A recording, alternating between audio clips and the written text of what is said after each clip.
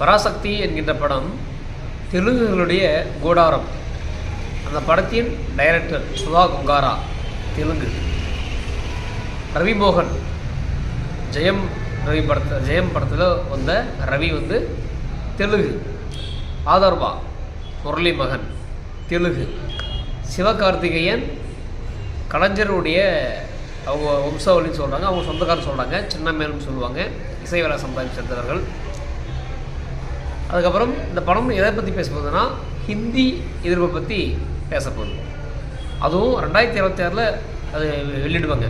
என்னென்னா இந்த ஓட்டியை அறுவடை செய்வதற்கு. அப்போது நம்மளோட கேள்வி என்னென்னா, உங்களுக்கு ஹீரோயினி அவங்க தெலுங்கு, அப்போ எல்லாமே தெலுங்கர்கள் டிக்கெட் காசு கொடுத்து பார்க்கக்கூடிய ஆட்கள் மட்டும் தமிழர்கள். இந்த மக்களை இன்னமும் முட்டாளாக்கி வச்சுருக்காங்க. ஒட்டுமொத்த தெலுங்கர்களும் ஒன்றா சேர்றாங்க. தமிழர்கள் நீங்கள் தான் யோசிக்கணும். ஹிந்தி எதிர்ப்பை பற்றி பேச தப்பு கிடையாதுங்க. நீ தமிழை எப்படி வளர்த்துருக்க?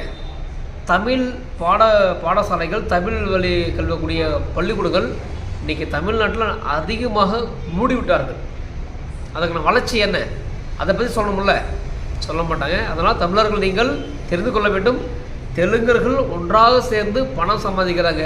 தமிழர்கள் ஒன்றாக சேர்ந்து கியூவில் நின்று மாலை போட்டு மரியாதை பண்ணி பணத்தை கொடுத்து அவர்களை ஆட்சிக்கிட்டில் உட்கார வைக்க போகிறோம், அவர்களை வாழ வைக்க போகிறோம். நீ சாராயத்துக்கும் கஞ்சாவுக்கு அடிமையை கொண்டு அடிமைக்க போகிறேன்.